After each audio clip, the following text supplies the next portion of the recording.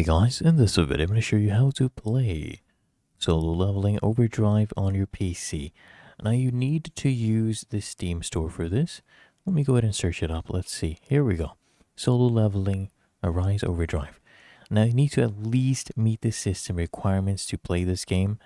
Now if I come down here and show you the system requirements, you need to have at least an i5, 12 gigabytes of RAM, GTX 1050 or over GeForce NVIDIA, 40 gigabytes of space. Recommended you have SSD, and of course you need to pay for the game right now. Okay, so right now you can go ahead and add this to your cart. There's no demo available as of right now, so you will have to buy this game from Steam, and then you can go ahead and install and play it on your PC. So if you found this helpful, make sure you smash that like button and subscribe to App Mentor.